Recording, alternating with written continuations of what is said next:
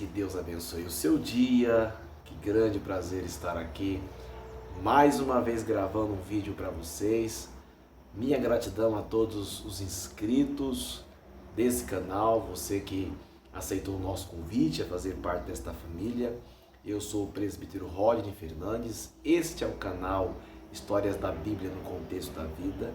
Aqui nós temos o objetivo de trazer bastante conhecimento, compreensão sobre os principais temas da Palavra de Deus, trazer o significado de cada história, aplicação na nossa vida na atualidade e o que podemos aprender com tudo aquilo que a Bíblia nos ensina.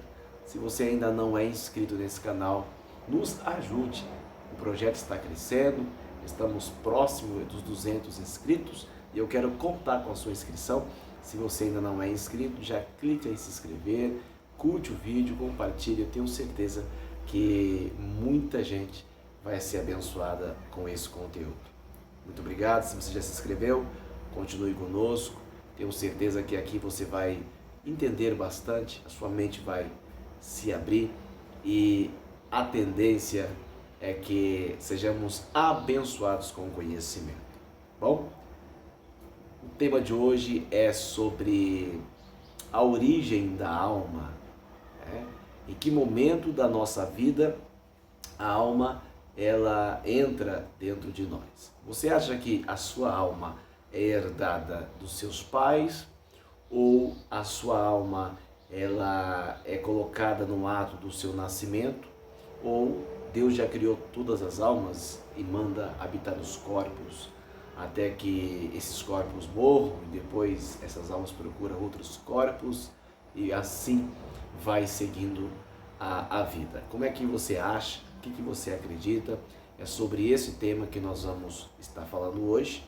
E lembrando que tudo que falamos aqui é baseado na Bíblia, tá? Nas Escrituras Sagradas, dentro da sua aplicação certinha, da sua hermenêutica, da sua exegese, a interpretação minuciosa da Bíblia. Lembrando que a Bíblia interpreta a Bíblia, então não precisa que ninguém dê a si mesmo a própria interpretação. E lembrando que a própria Bíblia diz que nenhuma escritura é de particular interpretação. Então não existe uma interpretação que alguém possa dar como melhor lhe convier. Então é necessário nós chegarmos na interpretação correta, porque o autor, quando escreveu, ele tinha algo na mente dele, certo? Ninguém vai escrever algo aleatoriamente com vários sentidos, né? Então quando o autor escreveu ali aquele texto, ele tinha algo na cabeça. E é isso que nós temos que descobrir, o que é que estava na cabeça dele, na mente dele, quando ele escreveu aquilo. Bem, como que podemos dizer sobre o que podemos dizer sobre este assunto? Bom, primeiro, para nós entendermos o momento que a alma ela chega no corpo, vamos saber aqui sobre 3 teorias, né? Eu acabei citando aqui. Primeiro entendimento, que a alma ela é herdada dos pais. O segundo diz que a alma é colocada no ato da criação. Quando uma pessoa é criada, naquele momento Deus coloca a alma nela. E o segundo pensamento diz que Deus criou no futuro, antes de tudo, todas as almas e depois mandou para habitar nesses corpos. Vamos aqui rapidinho examinar esses 3 pontos para nós analisarmos qual é que tem sentido, qual que não tem, se tem fundamento, se não tem. Primeiro de tudo, nós precisamos analisar a criação do homem, certo?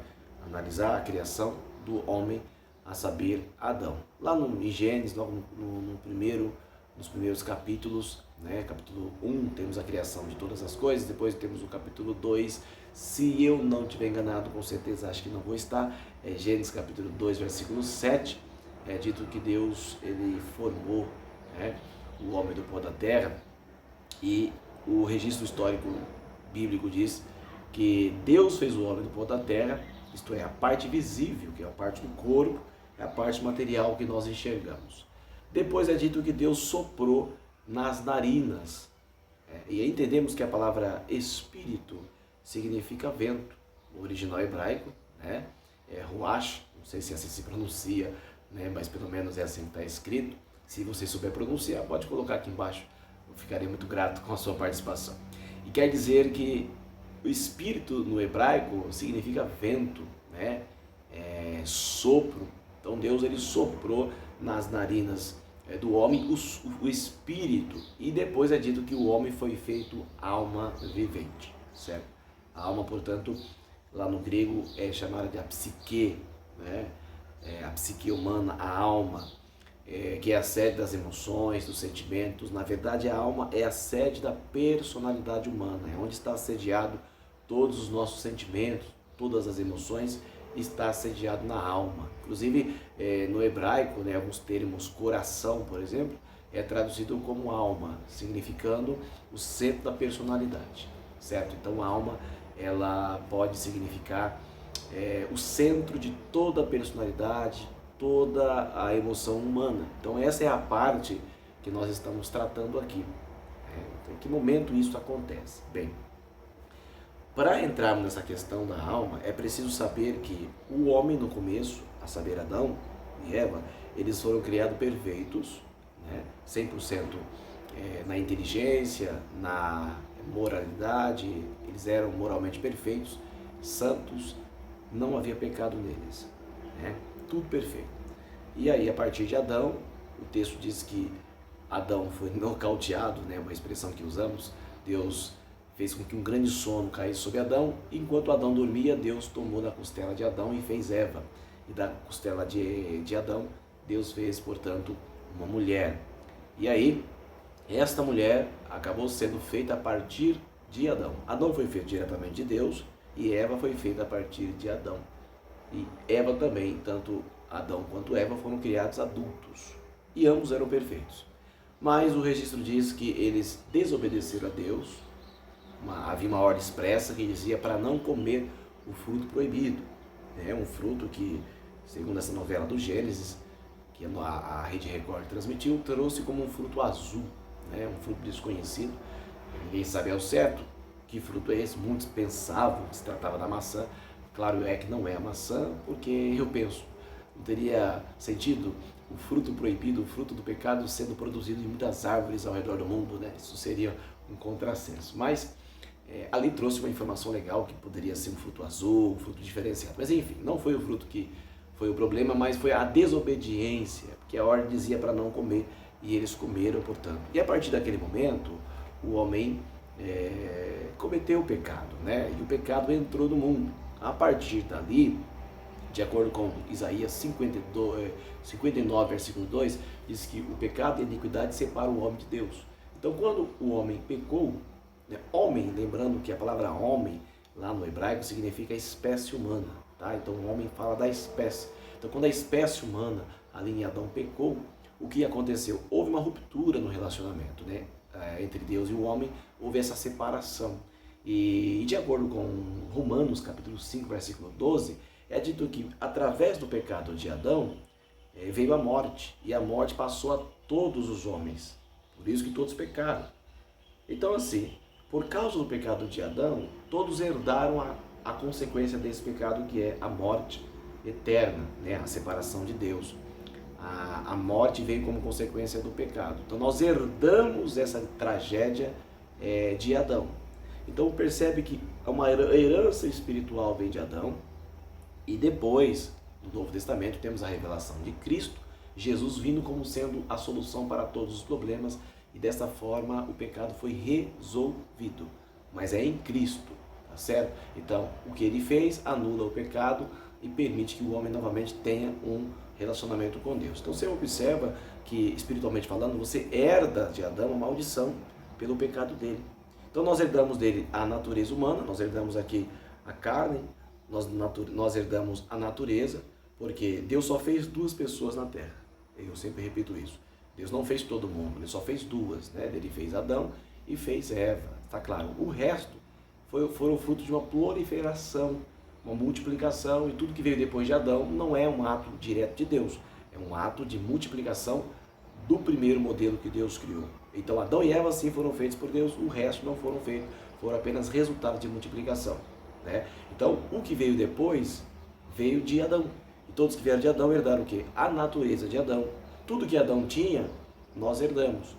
Adão foi criado segundo a imagem e semelhança de Deus, Então ele tinha sentimento, tinha emoções, tinha inteligência, vontade própria, intelectualidade, tudo isso nós herdamos também, inclusive a natureza humana, nós herdamos de Adão, certo? Então se nós herdamos tudo isso de Adão, obviamente é claro que a verdade sobre a alma, a origem da alma é a alma que recebemos dos nossos pais.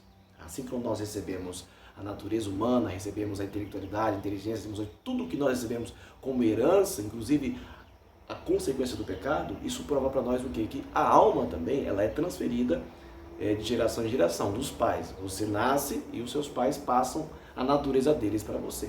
Não estou aqui dizendo que você vai herdar a personalidade, você vai ser a cópia do seu pai. Não, você está herdando a natureza do seu pai. Natureza do quê? Natureza humana e a natureza espiritual. Então não existe um ato, né, criativo de Deus imediato. Deus não criou todas as almas. Vamos analisar esse fato. Deus criar todas as almas e mandar habitar nos corpos. Se isso fosse fato, quer dizer que um corpo que veio de Adão, de acordo com a Bíblia, ele já vem em pecado. Romanos 3:23, né? Todos pecaram e destruídos estão na glória de Deus. Quer dizer, se todos pecaram em Adão, se Deus pega uma alma e coloca num corpo que está pecaminoso, isso é um contrassenso. Não faz sentido você pensar dessa maneira, porque Deus não faria isso. Não pegaria uma alma pura e colocaria dentro de um corpo pecaminoso. Raciocina comigo para você ver essa ideia, como não faz o menor sentido Deus pegar uma alma pura e colocar. Porque quando essa alma pura entrasse no corpo, contaminaria a alma. Isso é um contrassenso. Então não existe essa ideia de Deus pegar uma alma e colocar em cada corpo que nasce, porque o corpo já nasce contaminado e uma alma nele vai contaminar. Então não é possível. E a outra ideia de Deus criar uma alma para cada corpo, né, ou num ato ali também, não faz também o sentido. Por quê? Porque do mesmo modo, esta alma que seria criada pura naquele momento, se contaminaria quando entrasse em contato com o corpo. E se Deus criasse todas as almas e mandasse nos corpos, seria também outro absurdo, que não faz o menor sentido. E daí a pessoa morre, depois essa alma vai procurar outro corpo, vai se reencarnando, e isso também não tem o menor sentido, não tem base bíblica para isso, tá certo?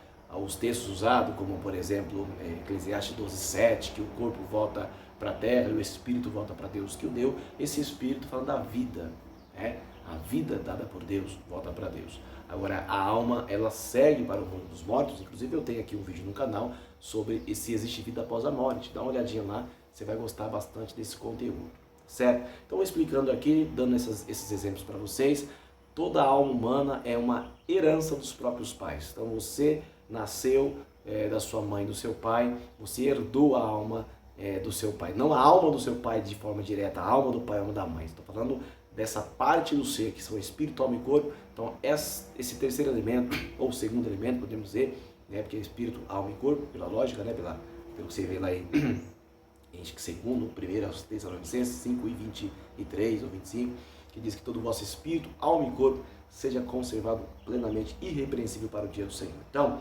espírito, alma e corpo, esta é a ordem, certo? Então, esse segundo elemento, assim, por assim dizer, a alma, ela é herdada assim dos pais, e não existe uma criação imediata da alma, e nem todas as almas são criadas e depois mandadas para o corpo. Pelo menos isso não tem fundamento bíblico, tá certo? Deixa aqui sua opinião nos comentários, será muito bom ler e comentarmos aqui a sua opinião. Existem muitos pontos, delicados, mas que merecem nossa atenção.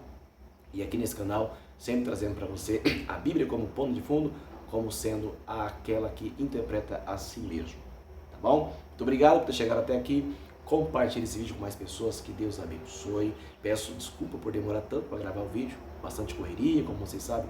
Eu tenho aqui o salão de beleza e o final do ano nós temos um pouco mais, a agenda fica mais acelerada, mais cheia, então ficamos com o tempo mais reduzido. Mas hoje consegui aqui uma vaguinha para trazer para vocês este conteúdo. Tenho certeza que vai abençoar a sua vida. E eu quero também aproveitar esse momento, você que gosta de assuntos assim, eu escrevi um livro digital com o nome Por que Coisas Ruins Acontecem com Pessoas Boas. Você já se perguntou? Por que coisas ruins acontecem com pessoas boas? Então eu escrevi um livro com muito cuidado, um livro digital, você pode ler no seu celular, no seu tablet, no seu computador, e vai ser uma bênção aí para você, tá bom? Eu vou deixar aqui na descrição, você vai na descrição aqui nos comentários, ou na descrição do vídeo, tá lá o link, tá bom? Você clica no link, você vai ser direcionado para uma página e lá você vai conhecer o material, você vai ter acesso ao material, tenho certeza que você vai gostar muito. Meus queridos, Deus abençoe a sua vida. Olha, estou muito feliz por estar aqui conversando com vocês. Até um próximo vídeo. Se ainda não clicou em inscrever-se, clica aí, inscreve, faz parte dessa família. Tenho certeza que você vai ser muito abençoado e nós vamos nos alegrar bastante aqui juntos com a palavra de Deus. Graça e paz, que Deus abençoe e até o próximo vídeo, querendo Deus.